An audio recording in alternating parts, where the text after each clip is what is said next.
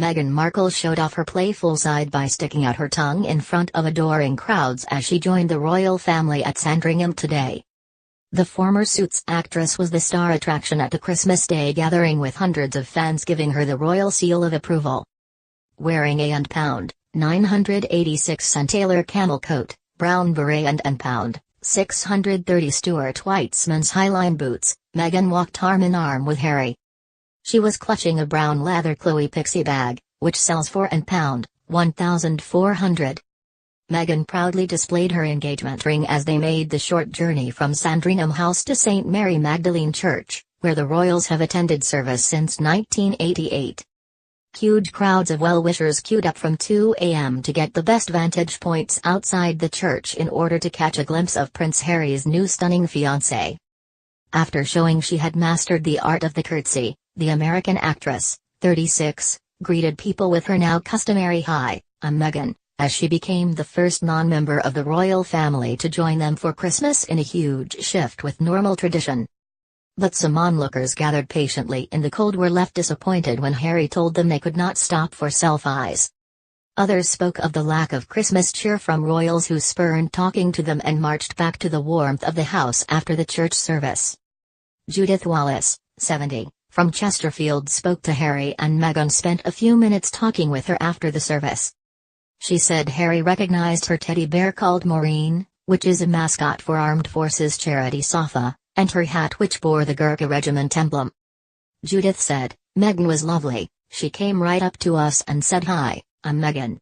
She is so beautiful and very sweet." Unfortunately, Harry said he normally would have a photo with Maureen but that he couldn't today, which was a little disappointing. Tess Gilder, manager of Park House, which describes itself as a unique hotel for disabled people, was with Ms. Wallace. She said of Ms. Markle, "She was just so natural, so lovely." She added, "I think they just wished us a happy Christmas and were interested in whether we had been before." The Queen arrived in a car with the Duchess of Cornwall and joined the group from the house, which also included the Duke of Edinburgh and the Prince of Wales. Wearing a shocking orange coat and hat ensemble, the Queen chose not to speak to the crowd, instead decamping into the warmth of her chauffeur-driven Bentley to be taken back to the main house. Prince Philip, 96, chose to walk to and from church with other members of the family, including William and Kate, who is pregnant with her third child and showed off a small baby bump beneath a striking tartan coat.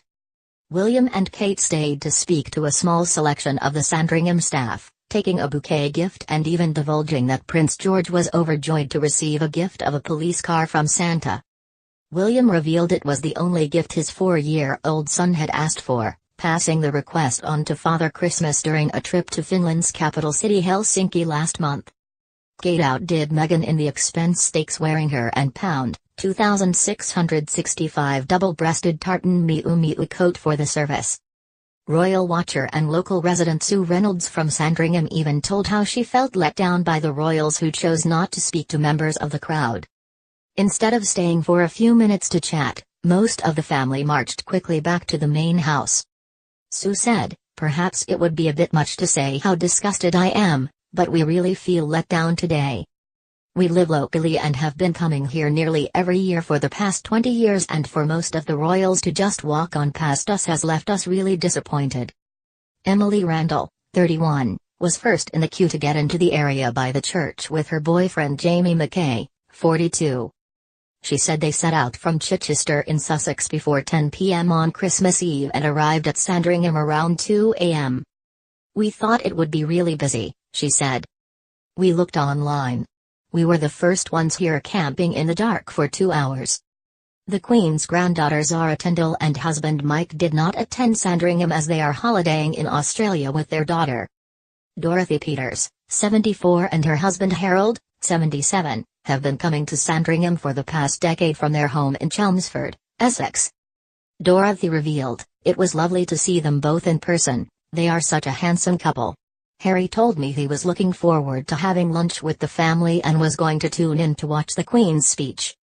Back at Sandringham House, the royal family traditionally enjoy Sandringham reared turkey before settling down to watch TV, including the Queen's Christmas message, which this year includes a reference to welcoming new members into the royal family in 2018.